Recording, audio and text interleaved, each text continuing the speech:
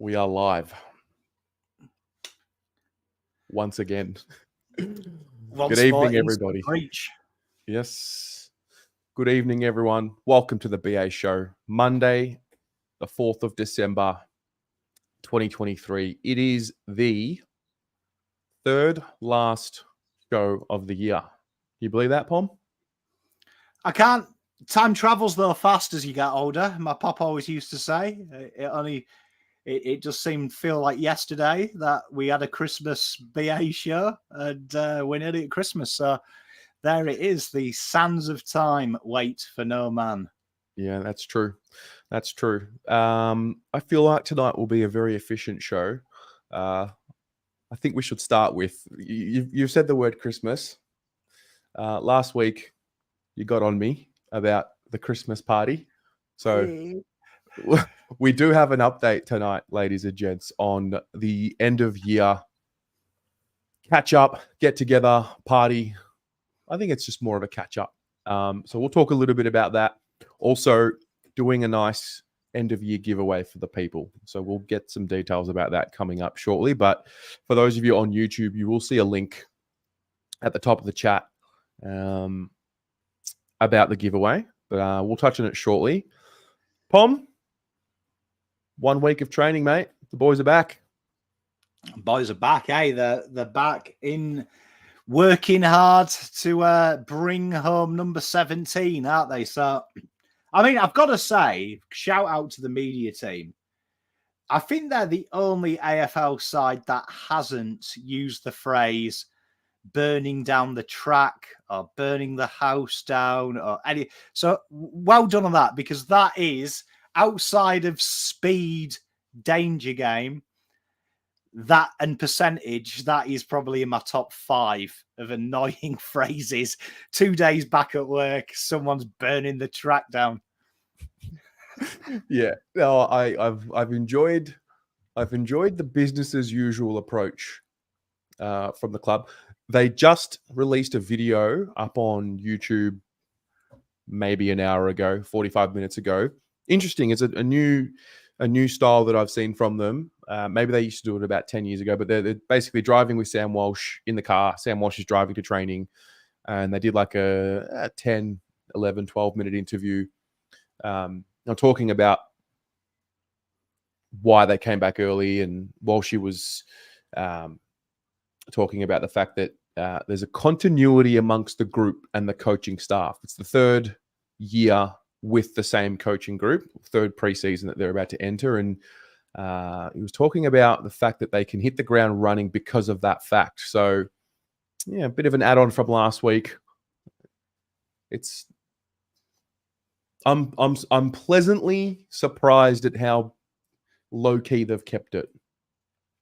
It's good. I mean, I think it goes more to show that people like you and me, Terry, we rely on the club to talk, so we've got content. And at this point in time, genuinely, we've got maybe a few niche phrases to digest. Someone's muttered the F word finals. It's very low key. It's, dare I say it, a football club. It's about the football. It's professional and it's mature. There's a maturity about it. That's what it is. There's a different vibe about them, isn't there? Say less, do more. Yeah, I like that. Do more. One of the questions was around the expectation, and I thought, well, she answered it well. It was around, how do you go into the season knowing that you made a prelim? The talk is, well, the expectation is to go to the same level or do better. And he referenced 2022, and he was open about it, saying they maybe focused a little too much on the result, so on finals, and not how they were playing. So, no, good little tidbits all around, mate, for us to get excited about. Well, they're learning, aren't they? I mean, you've got to remember, one of the more disjointed lists when you rank, what is it, 6th for age, 16th for games played, I think, off the top of my head, Carlton. So It feels like a lifetime ago I did the post-season analysis. But it's quite disjointed. So do you know what I mean? It's quite disjointed when you look at it from that aesthetic with the team. But one thing these boys have, and guys and girls who are a bit older in chat will know that sometimes pain, suffering, and torture makes you mature quicker. Yep. Do you know what I mean? Experience is the quickest teacher. So these boys, literally in sporting terms, have been through the ringer. So 14th most experienced side, 6th eldest in the league. But you'd say mental maturity would be 1 or 2. Like, these boys have fucked things up from an unfuckable position. They've unfucked a fuckable position. Do you know what I mean? They've succeeded, they've failed, they've done everything. They've been the hero, the villain. Like, these guys who were like 3-year players, 4-year players, have probably got the life experience from a sporting avenue of a 10, 15-year player. So, real mature group. And I think throughout all of that, they've stayed together. It's the same group. It's very much a shared experience, minus the draftees from 16, 17. Well, I mean, you look at it. Do you know what I mean? And they've got life lessons. Paddy Dow, much heralded. Lockie O'Brien, top 10 pick, no longer there now.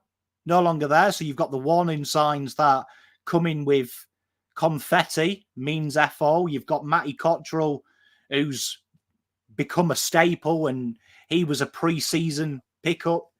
You've got players like that in that. You've got Ollie Hollands, do you know what I mean? Who this time last year was being told he was too small to play football, being a staple of the side. Blake Acres, jettisoned by 2 clubs. He's now a staple and a Folktown hero. You've got so many lessons in that group. And I think John M nails it. It's the attitude of these boys. These boys are what?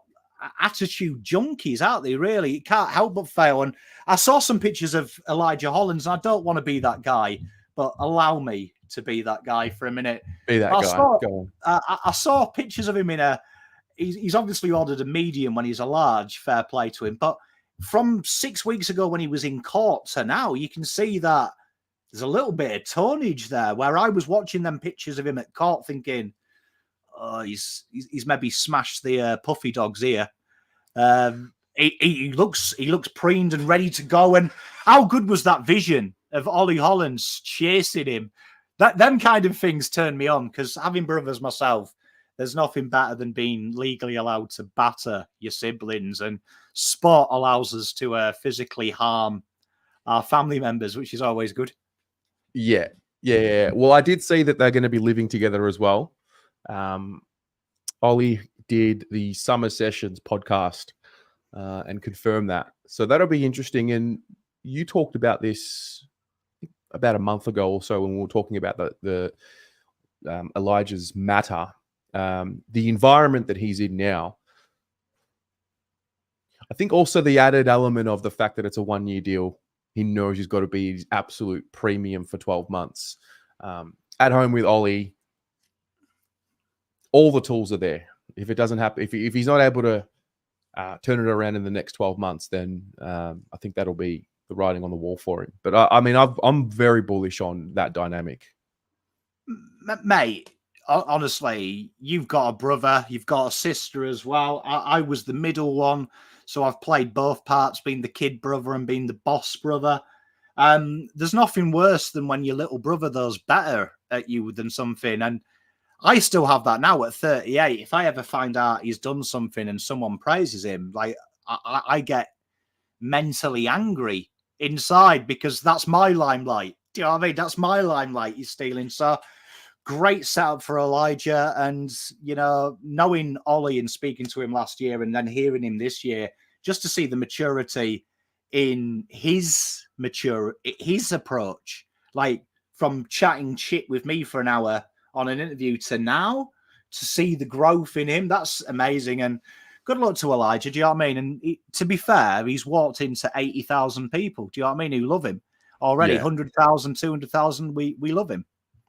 We love him to pieces. So he can't but succeed, can he, really? Yeah, fair. When you spoke to Ollie, I did think of this before we came live. When you spoke to Ollie in your draft series, did you earmark leadership when you did speak with him? Yeah, definitely. When he tells you the story about COVID, I think that's a really good question for young people. If you ever want to see if your kids are leaders, it's the ability to deal with crisis is something that's natural. It's not learned. I don't believe it's learned. I believe it's something that's inherent. And he tells you the story about COVID, that he was getting into trouble for not being the fittest and he needed to improve that. They were playing. He couldn't really work on it. Then COVID happened. And the first thing he did was approach his dad and say, can we get a treadmill? And he became obsessed with running and then went back post-COVID and being the bottom percentile of running to being the best and taking out the time trial, like winning it by like 30 seconds.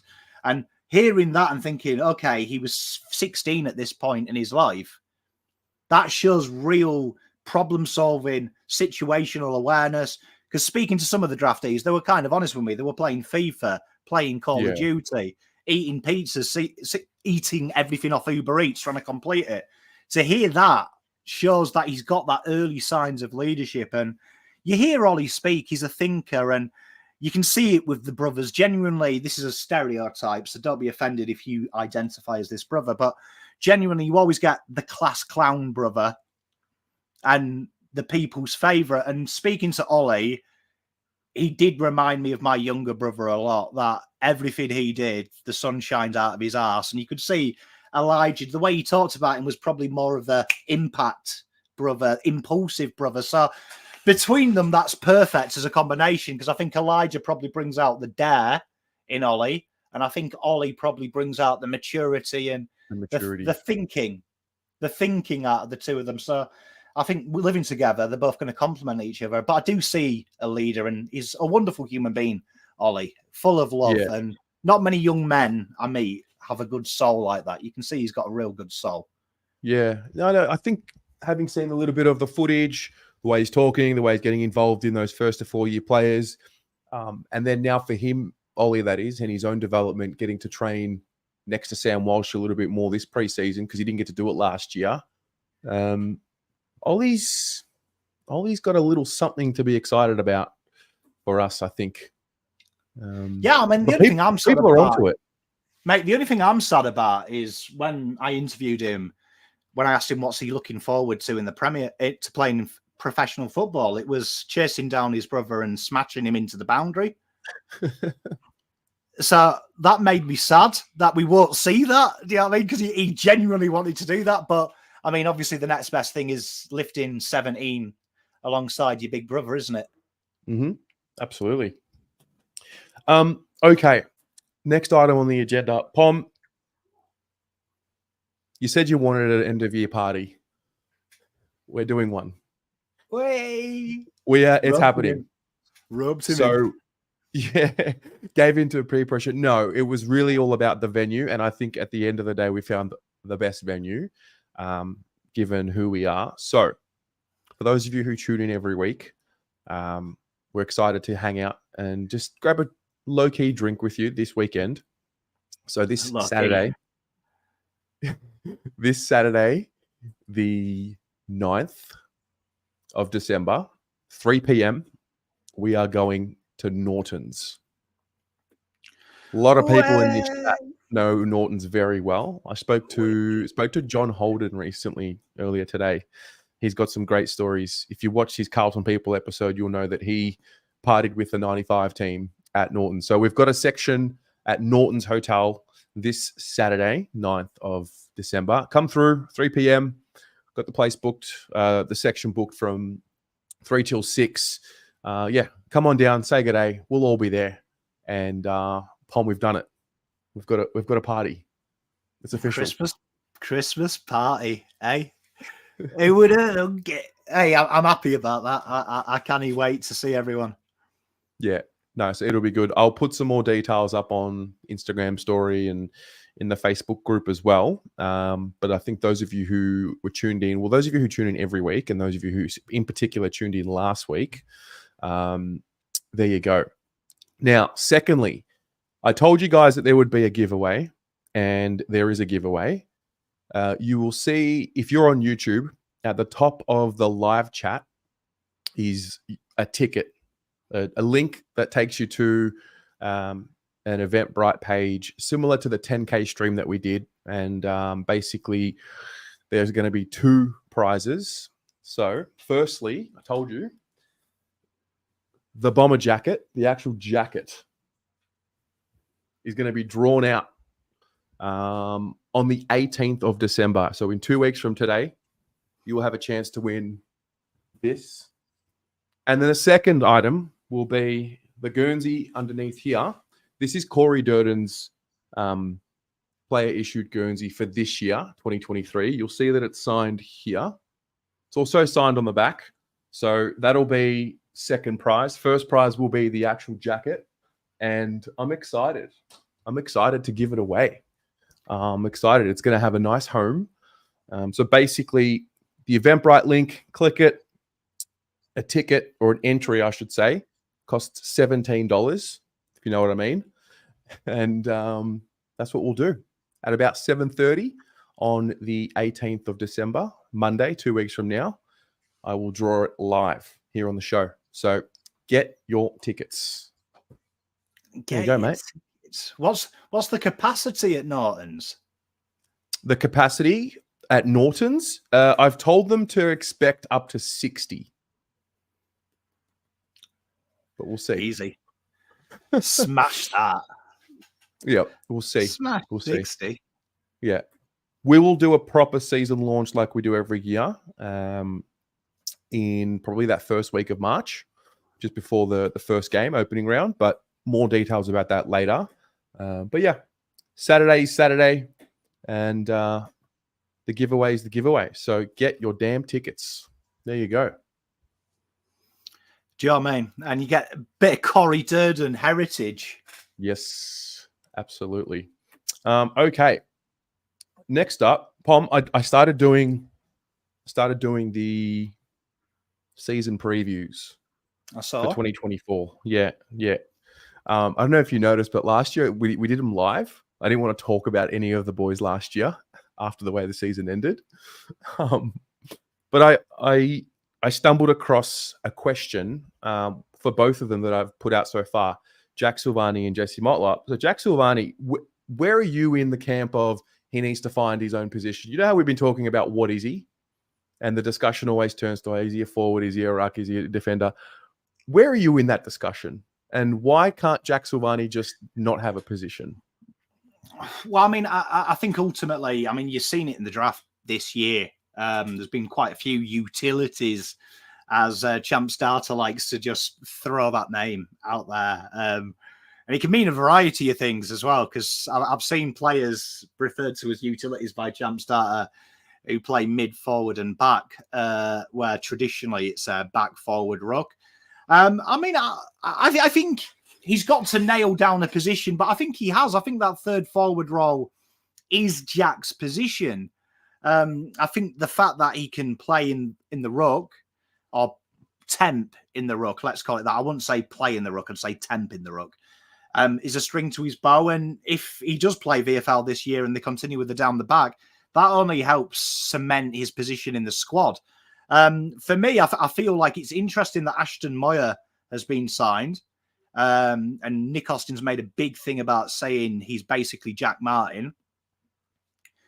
Voss has alluded to that half-forward line is a weakness. Nick Austin mentioned that when they went to the draft. So you'd say now that he's really got a new competitor in Ashton Moyer, and you can see that Voss doesn't like playing Martin and Jesus unless Jesus is playing that ruck role. So it's going to be really interesting for him. And, you know, for young Ashton, Jack Martin, that's a real competitive position now. Suddenly, it's a bit like last season where we had no wingers, and then suddenly we bought a load. We haven't really had a high half forward yet. Suddenly now we've got 4, which is really exciting. So you can see Nick Austin, that's like kind of his recruitment mantra. Shit, we'll just buy 3. Do you know what I mean? And one of them will stick. And so far it's worked out pretty well, that strategy from Nick. So I think he's got a role, and I think it's going to be a tough role, which repeat that for 40 players on the list. I'd like to see him, no matter where he is on the field. I think with Jack, I'd like to see him play with a bit more no, aggression's not the word. I'd almost like to see him play with a bit of arrogance. Like a little bit of, I'm one of the older players in the league now, and I run the show here. I'd like to see when that happens. And I think naturally it will the older he gets, because the older he gets, the younger everyone else gets as the new sort of crop come through. But I think for a lot of Jack's career, he's been one of the younger players in the league. Now he's in this sweet spot, in that second half of his career, and I'd like to see him play with more confidence. I don't know if arrogance is the word either. Do you get what I'm saying? Like just some aggression? Mate, I will never complain. I think arrogance is one of them words nowadays that everyone frowns upon, but everyone craves to have. Do you know what I mean? Yeah. No, I agree. I think you look back, it was Port Adelaide, wasn't it? The game where he went Coco Bananas from memory. Yep. Yeah, and you kick 4, and you look at that. You look at like his starting position, started in the forward pocket, worked high up the ground as a wingman. I mean, as a high half forward, interchanging, being that conduit from the wing that we always talk about, that target from the wing. And he took the game apart. Let's be honest, Jack did that game, and it'll be an interesting one because that game as well, if you go back and watch it, everything kind of came into place. It was probably the last time we saw Harry and Charlie complement each other. When Harry came back, it seemed to, especially when the finals came, it seemed to stifle both of them. Jack was that wonderful kind of player to work off, and we saw Charlie work off him well. He took his goals well. He's an opportunist. I think there is an element of arrogance, probably needing a bit of confidence. I think that only comes, though, from... I do feel sorry for Jack in a way, because since Michael Voss has come, he hasn't really had a bona fide position. I say this with all due respect.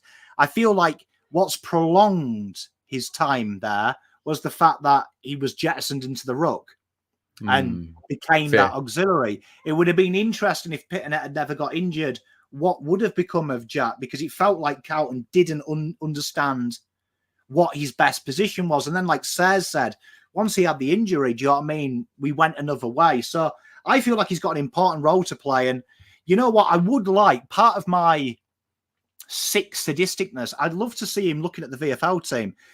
One of my favourite moments was seeing Ben Crocker be delisted, which excites me because it means that Jack maybe can go back to being a forward, which I think will be exciting for the VFL, but also put a bit of pressure on Harry. And I feel like that's the next development for Harry and Charlie, having a guy that's ready, because at the moment, they're probably the last 2 players on our list.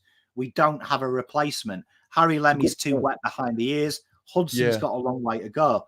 I feel like if Jack can take over Ben Crocker, suddenly if they have a bad game, we can be saying, well, he's banging him in. I never thought about it like that. Well, that's what's made us better. It isn't the players at all. It isn't the coaching group. The biggest motivator is now we've got 7 players to play each line. They're the only 2 that don't have competition. Do you know what I mean? They don't have competition. You saw what happened with the wings. Lockie O'Brien was our best winger in 2022. Now, where is he? He's playing for some netball club somewhere in here, something? Playing country football or something? I don't know actually. No, isn't he? I can't remember. It was. He signed for some football club, football and netball club thing. But that's how quickly this game can change, because once you get that competition, you see the real player, don't you? You see the real man. You see, is he motivated? And I want to see Jack Silvagni play full forward for the VFL side, and like he did as a junior, like he started out for us. And then suddenly they've got a bit of pressure, haven't they? Harry's got a bit of pressure. There is some consequence if he doesn't sort it. And I think that would be better for the club, better for Jack, and better for the whole Harry Mackay as well. Because it must be horrible for Harry, because there isn't really any real life consequence. That's true. Ur, hello, mate. Definitely see you at Norton's. Bailey McCabe, wow, with the $3. Boy, oh boy. I love these being back. I don't even go for Carlton. Mate, you'd be surprised how many people don't go for Carlton that are still here. It's the people's channel.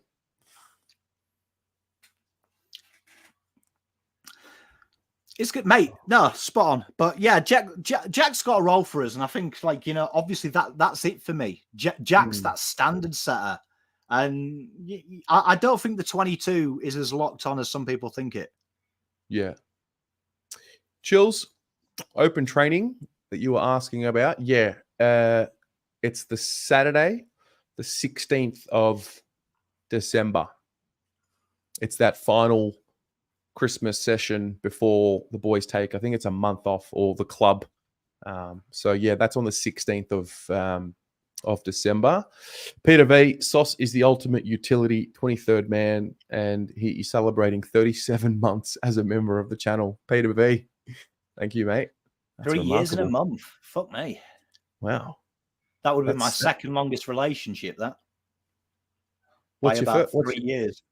What's your first? Zoe. What are we now? Be 11 years. What about you and I, mate? 4 years. 4 years strong. Yeah. Contrary to popular opinion, we haven't slept together, though, have we?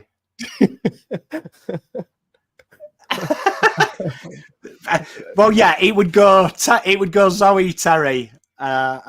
We won't say the girl's name, or we won't embarrass her. All right.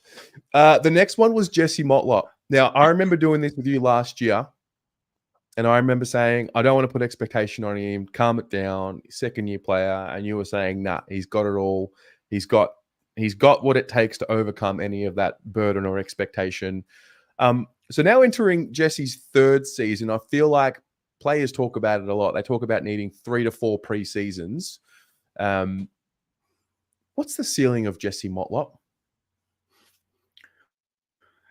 I think he's had a career where I really do feel sorry for Jesse, because I feel like Eddie Betts is the anomaly. And I always mean this in the nicest possible way, but Eddie Betts, his best football wasn't at Carlton Football Club, but I feel like Carlton fans see every small forward as Eddie Betts, and Eddie Betts is a freak of nature. Do you know what I mean? But you look at Jesse's game, and then you look at the other best small forwards in the league. All of them have similar trajectories to him. And last season, his game-by-game numbers are outstanding. Do you know what I mean? Ranking in the top 10 for his position for multiple stats. I feel like Jesse's ceiling is, and I'll stand by what I said when we drafted him in the draft profiles, it could be Motlop pocket. Do you know what I mean? He's that good. He just needs time. And you look at the development of his game. You look at year one, Voss deployed him as that defensive-minded forward. He wasn't really expected to kick goals. Then you look at it this year, always been taken, just kick goals, don't do the defending. Motlop has been on par with him per game for goals per game, and done well on the tackles inside 50 and chances created from pressure acts. I feel like he's added so many layers, and he's probably going under the radar, which is a good thing. And I think this year, the third year is usually the year that you know. Do you know what I mean? You're either going to be a star or you're going to be lights out. I feel like he's going to be a star. I'm a big fan of Jesse, and feel like Ashton coming in helps him as well. You look at Ashton's highlight reels and his ability to hit up the pocket forwards and give them freebies. I reckon this could be Jesse's year, and he's got an important year, because I feel like if Jesse's playing well, it helps Harry. Because it takes the pressure off Harry. Yeah. When I did the preview, I zoomed out on his year.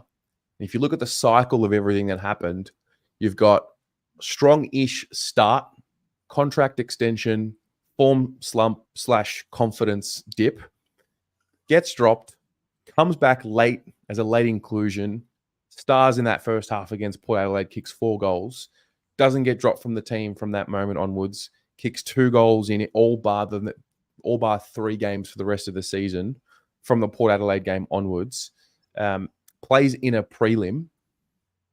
It's a lot to be giving a second-year player, and in a positive way. Yeah, and I think 2 comments here that nail it. Christian's obviously Bugsbow, the mid-time in the VFL and as a junior football, we know Voss likes that, so I can see that being an option. And Lou, I think, nails it. Fantasia, I think he's a huge asset. And go back to what I said about JSOS. We've had no pressure on the toes for 2 years. Hopefully we can generate that with JSOS. The small forwards have been learning off each other and their kids. And no disrespect to Owies, but this isn't his natural game. This is something that's mechanical. He's been taught this. So his ability to pass on intel isn't very high because he's technically a kid himself. High-level football learning is the same as basically Motlop's. Motlop's probably more mature than him in learning. But Fantasia's been there, done it, seen it. He's wrote the T-shirt. He's got the cap. He's got the lollipop, and he's got the poster on the wall. And I think it shouldn't be understated, Fantasia's ability to pass on that information. Because one thing you'll say about Fantasia, if you've watched him play his 99 games, is he's an opportunist. He knows where to be at any one time. His read, his body use is fantastic. All of these things, if he can teach Motlop half of it, bang, Motlop is a total player. Because my only weakness with Jesse Motlop at the moment is his naivety. And that's something that comes with age. He sometimes bites off more than he can chew. Or sometimes, worse still, he doesn't back himself enough. And you can see he's trying to do the team thing first. And you talked about Jesus playing with arrogance. Motlop needs to get a bit of an arrogance because there's times where I watch him and think, you could have beaten that guy. You need to believe in yourself. You need to believe yourself. So I'm looking forward to seeing what the Fant dog can teach Motters, Durden, and Mr. Owies. It's a good one there. Yeah. I like Orazio. I'm all in on Fantasia. Are you really? I'm all in. I like him. I like the kid. Something about him. I always knew he was a good player. It wasn't until I was listening to his press conference last week where he was talking about how often his body was breaking down, and he was saying he couldn't go a month without something happening up until the end of this year, where I think he played the final 8 games or something like that in the SANFL, 8 in a row. He took the piss in the Sandful as well. He really did take the piss in some of them games. Yeah. So if they're all fit, you picking Fantasia round 1? 100%. Yeah. Honestly, outside of Kerno and Mackay, he's my first forward named, other than Martin. But as small forward, he's there. Round 1. Give me round 0 or whatever it's called. I'm thinking even more long term. I'm thinking just get him right for round 15. Round 15. Mate, he's there to play. Round 0, he's playing. Yeah. Fantasia. You know what I love about him the most? You know what I love about him the most is watch him interviewed. He's so disinterested. Yeah. And that turns me on because he don't give a shit about the media. He's about football, business. Thank God for that. Get him out there versus them melts round 0 and watch Fantasia fly. Watch him. If he plays 15 games, legit, has to be 15 games, Carlton win the flag. He's the missing piece. I like it. I like it. Now, you're a busy boy. You got to head off shortly. Got 27 minutes. Oh, okay. Mate, we talked about pressure. I'm built for pressure. Yeah, I am quite busy, actually. For those who are interested, we've got a very special guest on the Pommy and Oz channel. We've got a very special guest. We've managed to, the club has given us him. We haven't done anything. The club has given us access to a man with 2 very English names in Billy Wilson is joining us for a chat. So we're looking forward to welcoming Billy the Kid to the channel and learning a bit about him. We're gonna find out a lot about the little superstar, some off-field stuff. We've got some fun questions and some fun games where we might break his Carlton career with one question before it's even begun. Wow, Billy meets Uncle Pom. That's big. He could leave that interview with a nickname, and once you get a nickname, it's all over. Yeah, we have to think of something like. Usually in the UK, people and it's a really good nickname, but I feel like in 2023 it'll be misconstrued. But in the UK, genuinely, if you're called Billy, you're called Wiz, and if you're fast, you're called Wiz. So really, for me, Whizzer makes sense because he's got one of the fastest times in the combine. He's lightning quick, and he's called Billy. it works. But I also believe whiz from my time on the streets is also a jug colloquialism. Yeah. Okay. Well, we look forward to watching that. That's for sure. Bugs Bell, grateful that Carlton saw what we lacked. Quality small goal kicker, speed, and our biggest issue over the last few years, ball use. They finally got it. Spot on. Yeah, I think it's been a bit of a compound effect pretty much since Nick Austin took over. Looking back now, let's say how long's Nick Austin been at the helm? Is it 4? Over Marshall. Yeah. Zach Williams was his first recruit, wasn't it? So that's what, 4 years ago? 4. 3, so yeah. Zach Williams and Sard onwards, those years, all Nick Austin's. Yeah, so Z Will was that was his first big signing, because Sard was, as we know, was that big deal that we all complained about. But yeah, Nick Austin, he's been there forever now, hasn't he, Nick Austin? Like, Yeah. actually, you forget, don't you, that Sauce has been gone forever.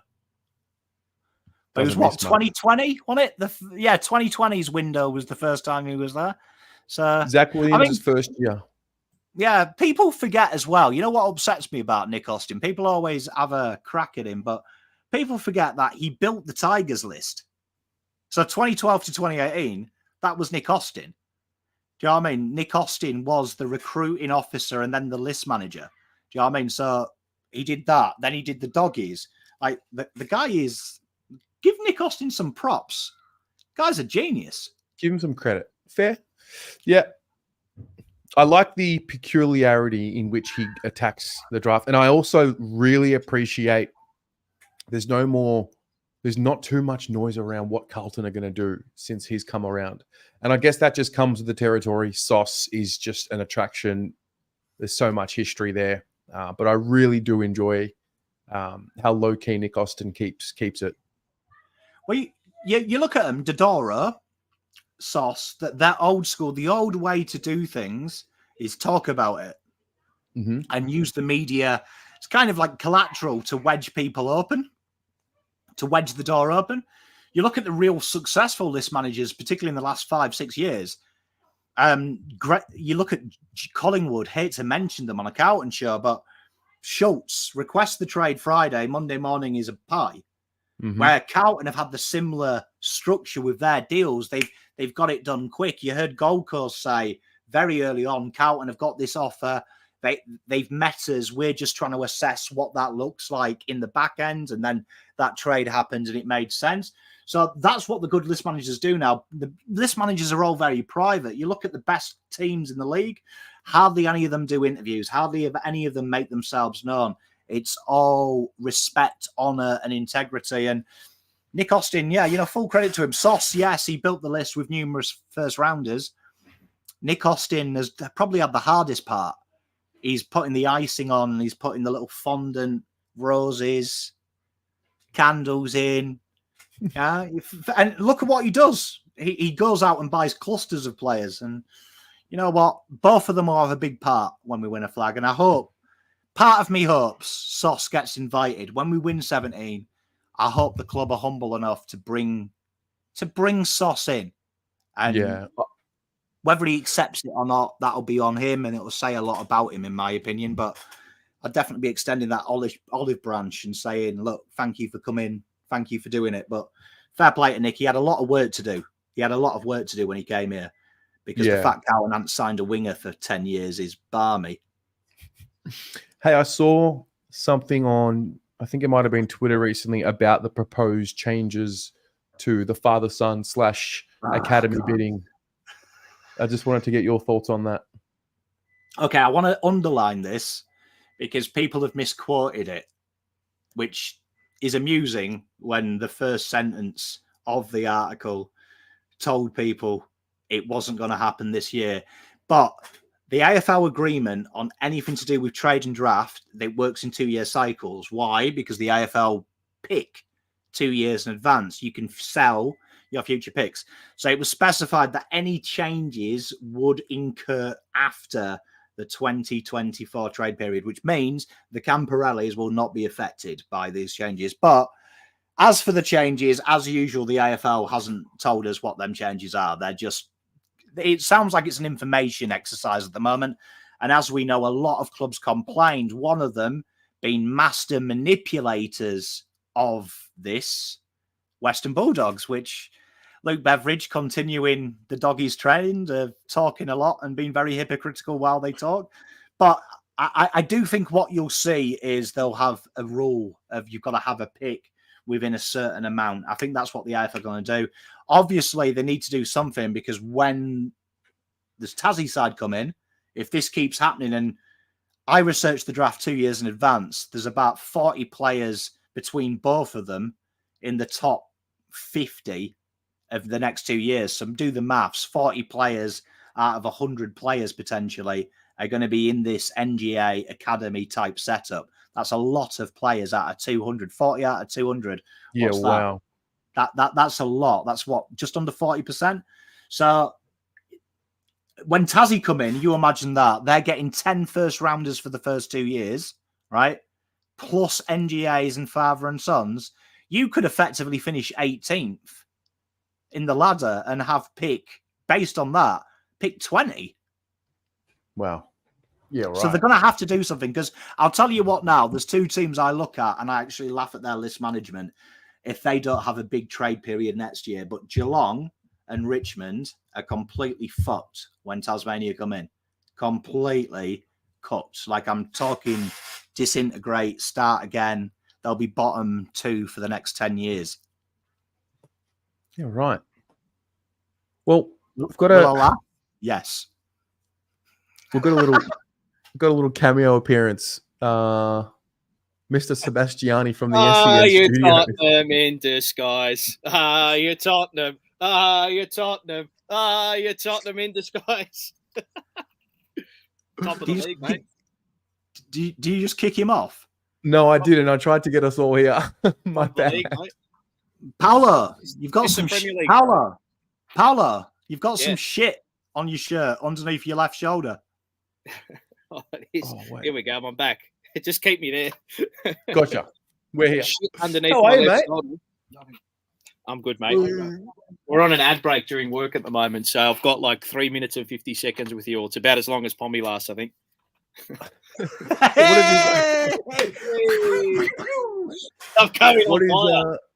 What is on your mind in 3 minutes?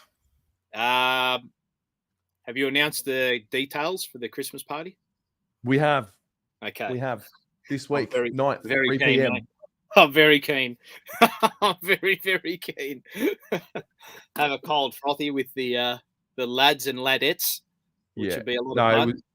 I'm glad we got it done. I'm glad we got it booked in. Nortons were very, very good. Very good. I said we were Carlton fans. They remembered us. We used to film there. And shout out to Laura, who works there. She just found a time for us. And yeah. Big loss. Shout out to Laura. Yep. Big shout out to Laura. How's the chat been going? Shout out to everyone in the chat. Sending my love. Love for the love. Very good. I'm about to play the clip. Maybe once you leave. I'll give it a pump up. I'll give it a pump go up. for it. What have you got for us tomorrow? Punch. We're back tomorrow for a little sign in, sign out before Christmas and New Year's. So it'll be the last one we do until the week before the season.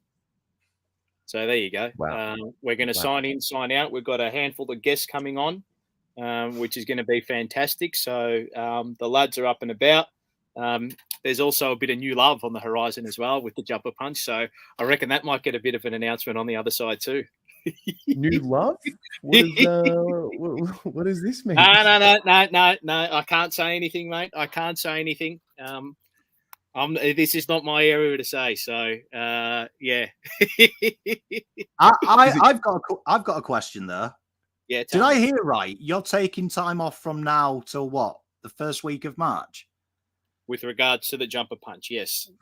Fucking hell, you need to change your initials from JP to PT. Part fucking time. Hey, no, don't worry. We'll be doing plenty of work from now to Jesus. then, You only stream when you wanna. Stream when you wanna. Hey, mind you, I was watching I know this is a AFL show, but that match between City and Tottenham last night, God, they did us Gooners a favour. I'll give you the tip, mate. Yeah. I'm How still good was like, it seeing Haaland? I'm still like wiping the grime off myself from half celebrating Tottenham goals. It actually made me sick. But anyway, Honestly, I don't think I've enjoyed myself watching something on the internet for a long time since I was a single man. Watching Haaland lose his rag. How good is that? I hook that into my veins. you know what we need to do? Someone needs to start a no context AFL memes page on Twitter. So someone needs to begin that. Someone needs to start that. Like the first bit has to be Michael Voss talking about tomato sauce in a press conference and just put it up. And start from there. No context, just no context. Just put it up. Could be a no context BA. There's a lot of no context sentences that get said on this channel. Imagine that. Oh, God. No context BA. That could be all time. Yeah, baggers, mate. Big open training session next Saturday. So get down there and I'll see you lads on Saturday, will I? Yes, you will. 3 p.m. Norton's. See you then, my friend. Love for the love. Enjoy the show tonight. And tomorrow, 7 p.m., we're on. Be there. Be square.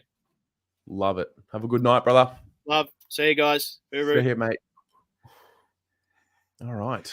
Well, speaking of tomorrow, this is what we're talking about. We're back. We are back. It's for one time only. One time Before only. the end of 2023, we are back for a one-off We've got to show. finish it off. We had the kicking comp with Ange. One. Huge. Yep. We've got the winner of the hamper coming in. Two. We've got other special guests Three. will come in. We've got Rocco's right now. It's going to be a huge one. I'm out to get somebody. We've got the normal, and a big pause call. I got a surprise there. You've got a surprise for me. Yes, I got a surprise for you. Tuesday, 7 p.m. We're back. Live. Like, subscribe, comment, chat, live chat. You don't want to miss it. It's going to be a huge one. It's our sign in for Christmas and our sign out 100%. That's what it's going to be. 2023. In and out. It's going to be the three big lads. Rocco, Mars, and I, plus two others. Sorry, plus three others. No, there'll be three others. Plus three others. Another Going to be a big one. Again, like, subscribe, comment. See you on Tuesday. Merry Christmas. Happy New Year.